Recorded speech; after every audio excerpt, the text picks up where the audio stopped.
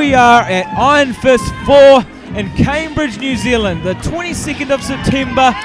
We're at the Cambridge Raceway, brought to you by NJE Promotions, Gladrap Television. Proudly with me today is Joshua Nika, Oceania champ, lawyer, and Isaac Savage from NZ Fighter. Welcome today, Josh. Thank you. It's awesome to be here. This atmosphere is electric. Excuse the cliche, but it really is. Fight number 7. First up in the red corner, we've got Brendon Pourewa, and in the blue corner, Cargin Cairns. This is going to be an absolute banger. Both these guys coming in at around the 90 kilogram mark. We've talked about fights earlier. This is one of my other favourite weight categories because it's speed, power, just under that heavyweight mark. Both these guys have got everything it takes to finish one guy with one click. That's right. The stakes are high in these heavyweight fights.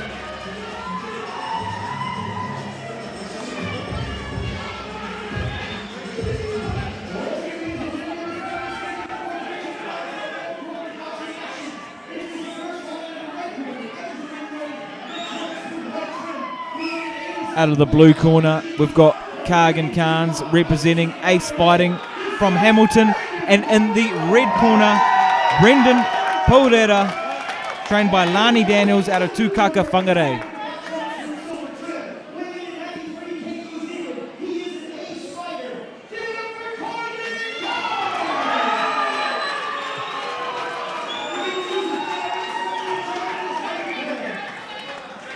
Cargin looking ready to bang in the blue. Brendon in the red. Both these boys looking like they just want to scrap.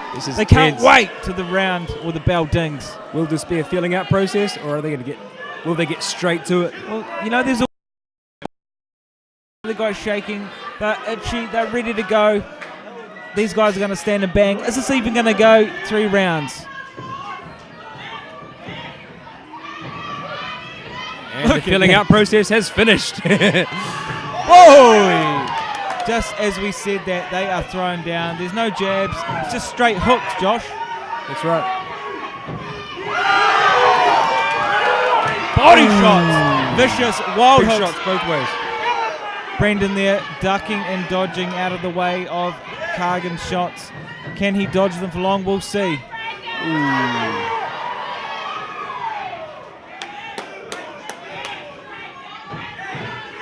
No feeling out process. Well, just as we say that, they might ease off the tap a little bit, but they're throwing down both very hard. This style of fighting, it's bound to wear you out a bit. So I think inevitably it will slow down a bit. Oh, Cargin there switching. Oh, he's landed a few good ones there. Just as we said that, Brendon coming through, almost holding the head and unloading body shots. Something out of a barroom brawl. This is one of the things you love about heavyweight fights as well. Like, you know, every shot counts a lot more than... Oh, big shot there back there. Cargin. Cargin rocking right Brendon's head back. Cargin Brendon firing back with body shots. And you can just look at the stare too there from Cargin. He's just staring down the barrel of Brendon. I'm loving the aggression here from the blue corner Cargin out of Ace Fighting. And it's quite different to see like a new fighter switch like that. It's just risky. As I said that, Brendon comes forward. This is tick for tack. Whatever you can do, I can do better. Both guys are throwing down. That's right. 10-second clapper. Interesting too to watch the footwork of both these heavy guys. They just step forward, step forward, step forward. It's just back and forth. There's no moving to the side. It's just straight back and forward. Tell you what, that round went very quickly. I was enjoying that. I hardly knew it had finished. It's one of those rounds, right, where you're watching and the bell just dings before you'd even anticipated it. That's how you can tell it's been a great round, right, Josh? That's right. Who are you giving that round to? Oh, I can't call that one. It's too hard to call. I mean, I'm loving the aggression there from Cargin in the blue. But then Brendon comes forward with the left-right hooks. But I feel like Cargin's slightly edging forward. Yeah.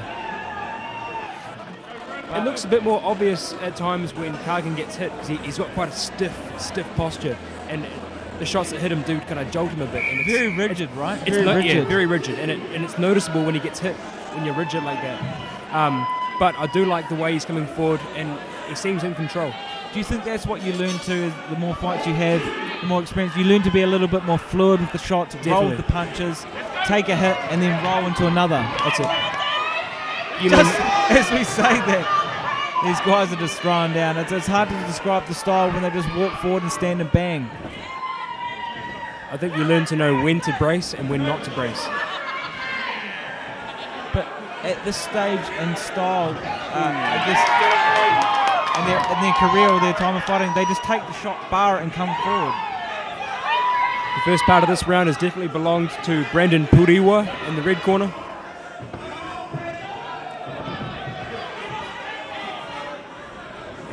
Still bringing pressure is Cargin. Cargin is keen. He's coming forward. He's just, the way he walks forward is quite intimidating. He just wants to smash the face of Brendon, and look at him just jabbing forward aggressively. There he goes saying, again. I want to take your head off.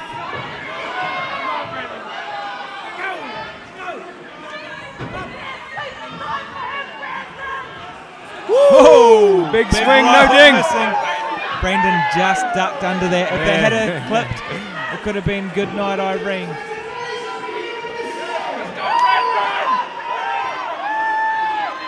Massive overhand rights there from Brendon. If these land, it could be good night nurse for Cargin.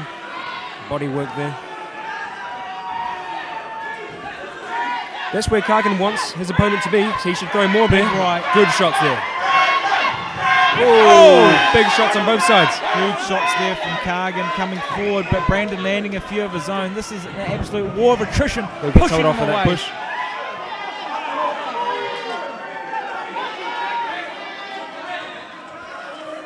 Brendon Pourewa walking away. Cargin buying himself some time for a big heavy breath in. Oh, big right hand. Oh, Cargin coming forward, unleashing, just throwing everything at him, the kitchen sink. Big shot. Oh, almost through one more. You heard the bell. Good self-control there from Cargin. I'll tell you what, I was giving that round to Brendon Pourewa, but I think Cargin snatched that decisively at the end there. I can't agree more. I love that last finish, that barrage of punches, and also that self-control. He saw, he heard the bell ring. He could have unloaded one more, but he stopped, and the ref looked at him as well and said, good boy, I'm glad you didn't follow that up. Yeah, that's right. And for Brendon Pourewa to put his trust in the rules like that, you know, it's protect yourself at all times. You shouldn't let your guard down just because the bell's gone. You know, That's a good point. That's a good point. Just because the bell rings doesn't mean you can drop your guard. The ref ain't going to save you because the other fighter might not have heard the bell ring. And you can say, oh, that was a cheap shot. It was after the bell, but you're still going to get affected by the shot. Well, we all saw Mayweather and Ortiz. Exactly. Here's the money round. These hooks are absolutely trembling. They are smashing at each other. And one guy is going to go down, or this is going to go to end of round 3. I'm not sure, Josh. Oh, this is round 3 here. I'm happy to believe that the winner of this round can win the fight.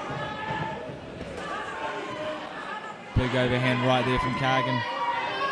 Ooh. But Brendon comes forward as well. He's got a big home crowd support. Well, all the people from Tukaka Whangarei have come up here to support him tonight. But Cargin being the hometown hero. I do think the man in red's tiring a bit there. And the man in blue is a bit more in control. But this fight is anybody's at this stage. Big shot there from Cargin landing in the chin of Brendon. Another one. Yeah, Cargin's feeding him now. There's an 8 count David for Craig, the man in red. Jumping in, bursting in. Trying to stop that barrage of punches, giving Brendon a 10 count.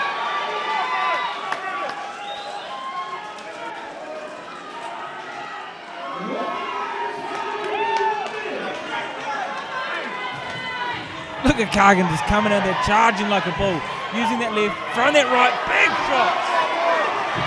Big shot again, chasing him, just launching Josh. He's got to keep his hands up there, Pourewa.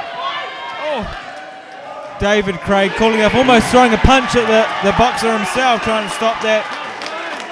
I feel Brendon could have continued, but Cargin was just too much and not a bad stoppage in the end. Yeah, I can see why the referee stopped that. If Brendon Pourewa had perhaps tied up or held his hands up and defended himself a bit more intelligently, then I think that fight could have kept going, and Brendon would have stayed in the fight as well. You could definitely see too the heart there was from Brendon. He didn't quit. He didn't stop. He wanted to keep going. Not at all. But the ref jumped in. He'd seen enough, and maybe the control and ring dominance of Cargin was just too much.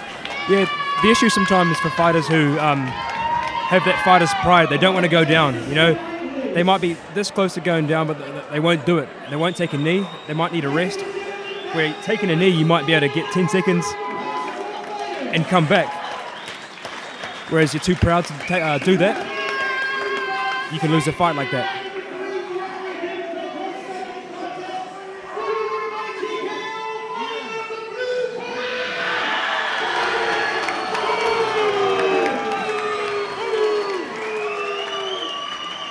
Some of the fans here not happy about that. In my opinion, it wasn't too much of an unfair stoppage when an opponent is running away like that and the punches are landing. However, I know that Brendon did not give up, but it was a ref's choice in that. That's right, yeah. Well, see, the referee has to save a fighter from themselves at times. I mean, I might have given him one more 8 count before ending it, but there you go. The referee's there to protect the fighters. They take nothing away from both fighters. Well done to Cargin Cairns. Cairns or Cairns, I think it's Cairns.